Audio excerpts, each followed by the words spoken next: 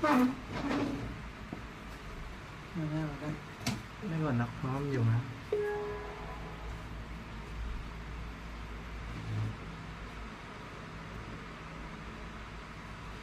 แต่ไงมือมันไม่เกิดอยู่อันก็เชียวไม่ได้จับ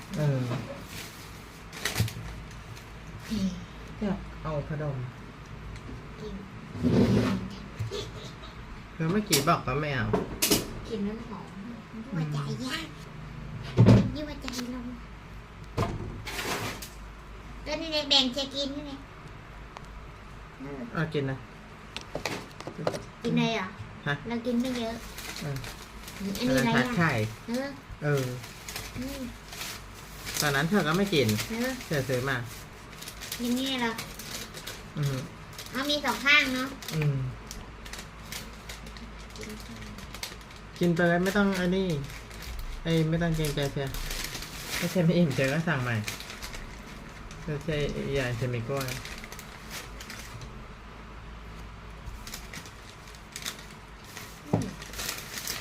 เอาหมูสับก่อนดีกว่าเพราะว่ามันไอ้นี่เบอร์เกอร์ถ้ามันหายร้อนแล้วมันจะไอ้นี่ไอ้นานทาไข่ยังได้อร่อยถ้าคนนี่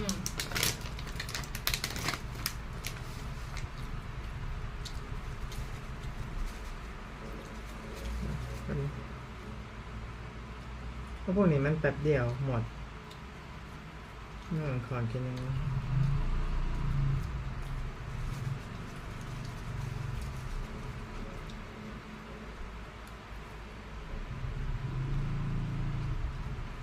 นี่ไงรายได้หายไปแล้วไม่มีช่องให้ปรับรายได้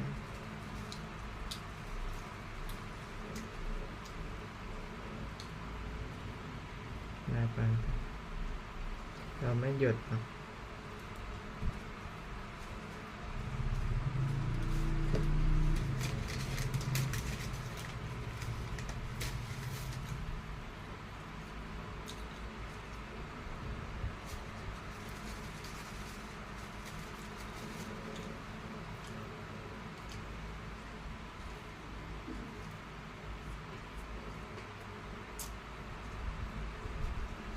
วันนี้พ่อให้เอาน้ำแข็งพ่อไปไหนกันอาทิตย์พ่ออยู่ที่ไหนนะเอาเหรอเสาร์อาทิตย์แล้วเหรอ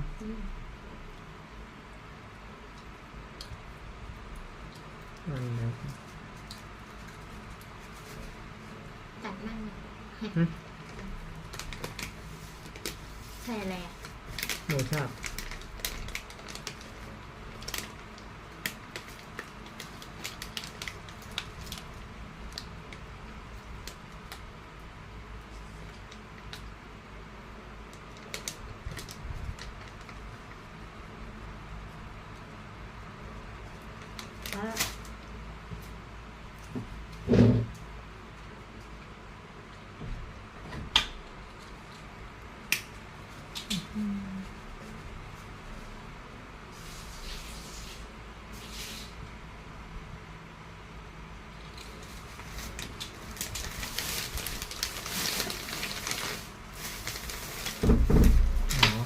ก็ให้จอดไม่แค่เดียว2 อัน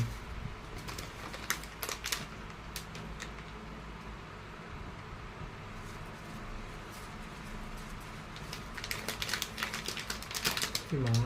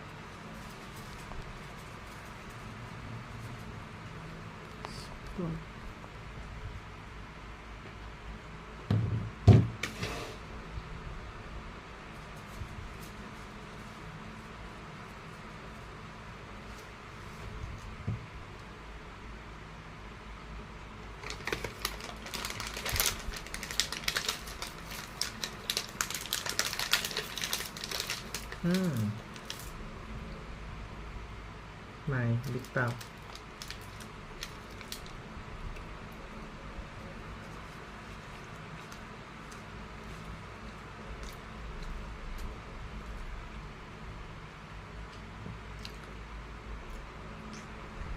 กินขนาดนี้เหรอครับ กินขนาดนี้เหรอ เดี๋ยวเธอไม่กิน ไม่เดี๋ยวเช็คจ้างใหม่ได้ แล้วก็ปิดนะ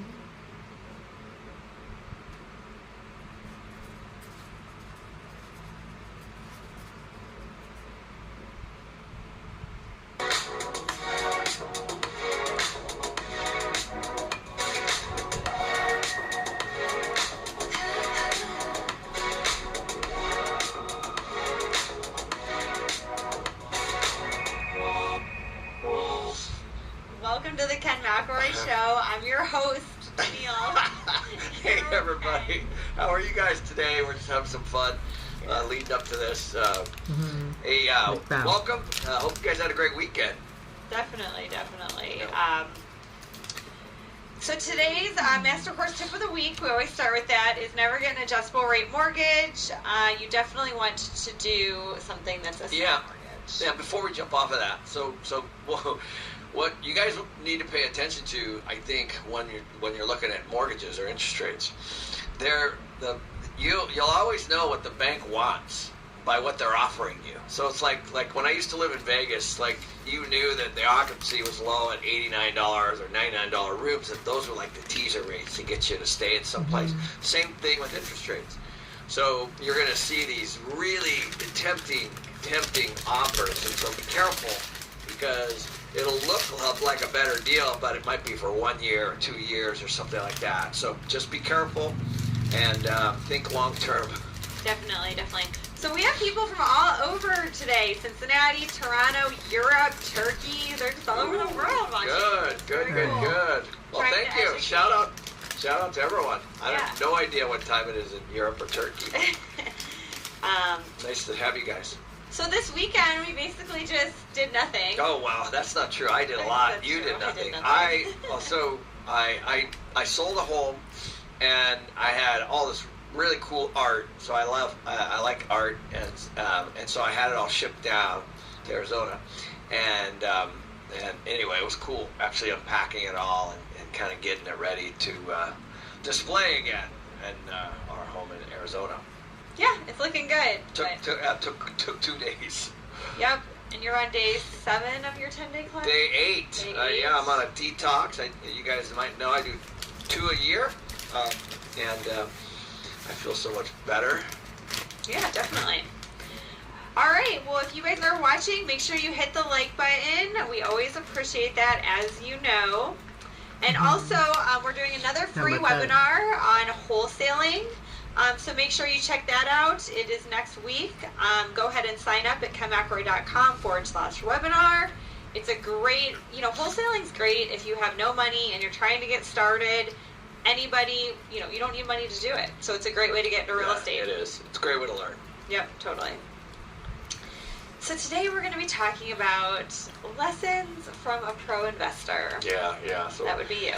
We started talking about this over the weekend. We kind of narrowed it down to 5 lessons. What are the top? There's a lot, obviously. There's a lot of lessons. Yeah, but we picked 5, and we're going to talk about those.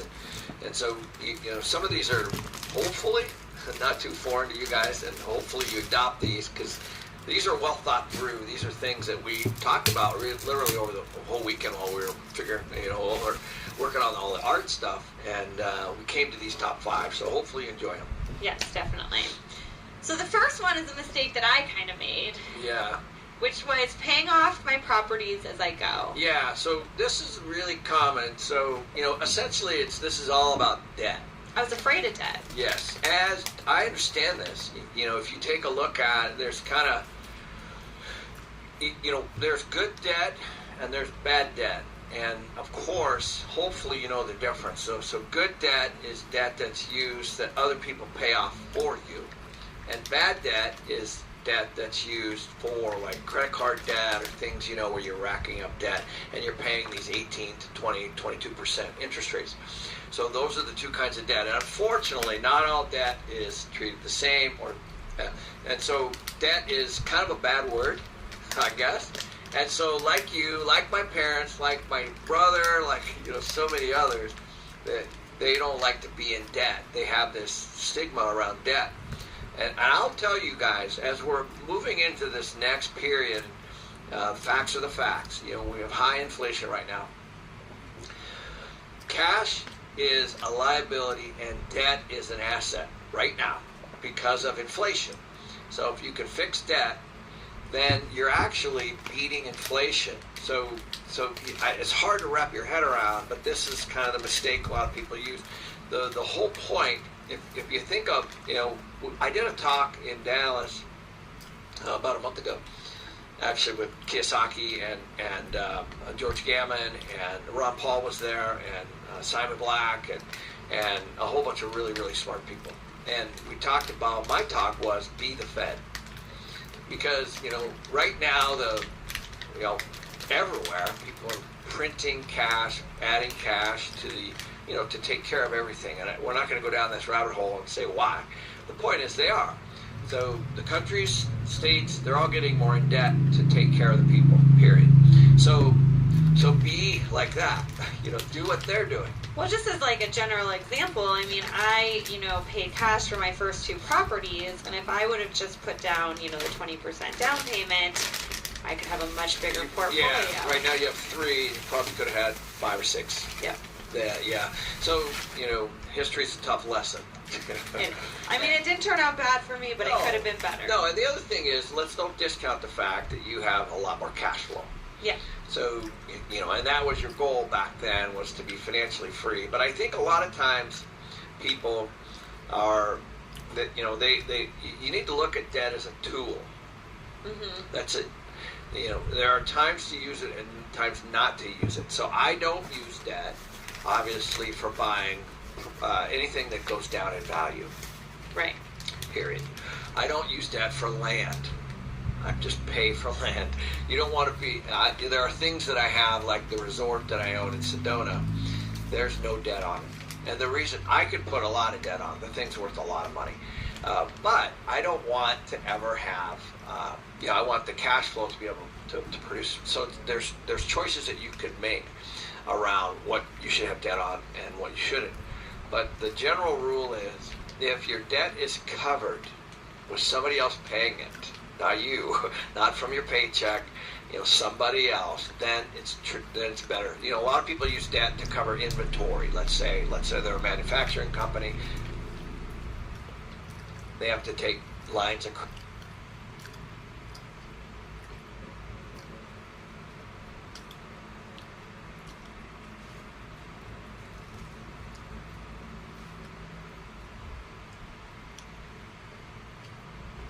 credit, that's debt, to pay that down, you know, while they're managing people that are paying them. That's different. That's using debt in your business. So there's time to use debt. Debt can be your friend, and also the other thing is, we don't really talk about leverage here, but I don't advise having too much debt, too much leverage. So you want to have that. So you know, like during the pandemic, when the pandemic hit, Ross and I, we immediately started to take a look at our loan to value on all our assets and what we call our break even was. So our break even is simply expenses plus debt. So what is that number, and how much revenue do I need to have to cover it? So generally we're in the low 60s. So that means that I only need to collect 60%, you know, I think it was 62 or 63% of all our income to cover our our expenses and our debt. So that's what we call our break even. Anything over that is obviously cash flow. So that's where you need to be thinking. So in your case, I would advise, if you had, let's say, long-term tenants in there, and you do and have had, you know, maybe 50% debt, maybe 60% debt, but that's hundreds of thousands of dollars to you. Mm-hmm. And so that's a lot of money that then you can now scoop and use, and especially if you fix it at, say, 2.5% or 3%, which is what the number is, and use to go out and buy more stuff and hedge inflation, because you're borrowing, well, right now, at least 2 points below inflation. Yes, definitely. So that's kind of the philosophy, is not to just consider debt bad. Like, I grew up that way. My parents would say, do not get in debt, pay off your debt, pay off your house. My parents paid off their house. And obviously, a long time ago, I remember as a young kid when they were so happy when their home was paid off, and they lived debt free generally for the rest of their lives. Nothing wrong with that during the time, but gold was tied to the gold standard then, guys. In the 70s, Nixon took it off the gold standard, and currency became what's called fiat currency. And now that currency floats. They can add as much as they want. It's not tied to gold anymore. So just go back and look at your history books and take a look at all this. It's fascinating. If you want to really freak out, just type in how much has the dollar devalued in the last 20 years. That's all you have to do. Just type it in. Probably in the last year. Well, yeah. But just go back and look. There's an actual visual I saw with it. It has a $1 bill, and it just shows it going down like this. So that's what we're trying to fight.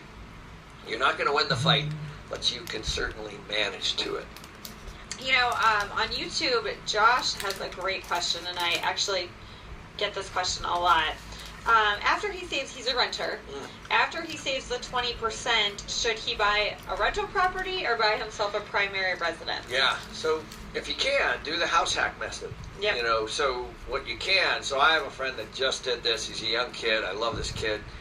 You know, he's a musician, and he's the lead singer of his band, and he's, you know, up in the Coeur d'Alene, Spokane area. And I sat and had coffee with him and his mom and dad.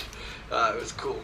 And this was his issue. So he had saved a bunch of money doing, you know, his stuff, and he ended up finding a home and ended up having a rental component to it, a separate entrance. So you have to be thoughtful around that. So it doesn't have to be an either or. In my opinion, you should look at, and I have another young kid where my good friend's son is in the military, and so he was at Fairfield Air Force Base, I think, in the Spokane area. And he did this. He bought a 4-bedroom home and rented 3 of the rooms out to some of the guys. Well, listen, you don't really need a separate entrance. Like even, Josh, even if you buy a condo and it's a 2-bedroom, you can rent the other bedroom out. And another thing to consider is sometimes people you have a really good deal on your rent. You know, if you're renting from a landlord and they're not charging you very much, it might make sense to just buy something and rent it out. You know, it depends on your specific situation. Yeah. But you do want to take advantage of the using debt and where the market's headed, because real estate prices are inflating as a result of what's happening right now. So it doesn't have to be an either or. You can do both. You can buy a primary residence and rent out the piece. And the goal, of course, is to figure out a way to cover that mortgage. Yeah. So if you're able to use your 20% and then rent that, you know, upstairs, above the garage, you know, back basement or whatever it is to cover, then now you basically use your 20%, you moved into the house, somebody else is paying for it. Yep. And Michael brought up a good point. He says you don't even need the 20% if you house hack, since you're going to live there. Yeah. So you might really be able to good point. find a lesser Great point. Yep. So let's move on to the next thing that we learned. This was yours. You said you would engage a property manager before you buy. Yeah, so now this might seem odd, but one of the things that actually is funny, well, I'll tell you 2 stories. The first one was when I was raising capital way back in the days, 20 plus years ago, and my buddy said, hey, this guy wrote this purple book called Rich Dad Poor Dad, and you know, he just kind of retired, and he lives in Phoenix. And I'm like, well, introduce me, because I'm raising money for deals I was doing. So obviously it was Kim and Robert. This is the very first meeting. So I went to the store, grabbed Rich Dad Poor Dad, and read it real quick. In the book, Robert says the most valuable person on your team is the property manager. And the first thing I said to him when I sat down with him, this is a true story, for lunch, I said, I've never seen anybody say that, you know, because nobody really understands, you know, the value of a property manager. A good one, yep. And so, you know, and that was my very first thing I ever said to Robert and Kim. And we had a long chat about that, because that was my background. And so what would happen was, and I'll give you a really crazy story. I used to do a lot of fee management back in the day. And there was a guy, he had like a 30-unit building in San Diego. And he was literally on his boat. It was all paid off. And he would go and collect they had washer and dryers and stuff like that. And he was like sailing and enjoying himself in San Diego and all this stuff. And it was full, and the thing was a cash cow. It was like awesome. And I don't know if it was all paid off, but it was really paid down quite a bit. He'd owned it for a while, and he'd bought it back when he was working a lot. So it's only 30 units, but it was San Diego, so prices were up. So some broker convinced him, I don't know if you realize how much this thing's worth, but it's worth a lot. And back in the day, maybe, let's call it $10 million or something. So the guy's like, oh, I can do this again. I can roll this. And so he put the building in escrow and actually sold it. And then he wanted to do a 1031 exchange. And he found a property in Mesa, Arizona, which is where the area I'm from. It was like 150 units, and to save on tax. And then the day before he closed, he called me as the property manager. Can you help? So I'm like, of course I can help. So now he's done all of this by himself, and not thinking about this. So the very first thing was I don't know if you realize what you're buying, but what you're buying is something that's full of bad stuff. It's got some real issues.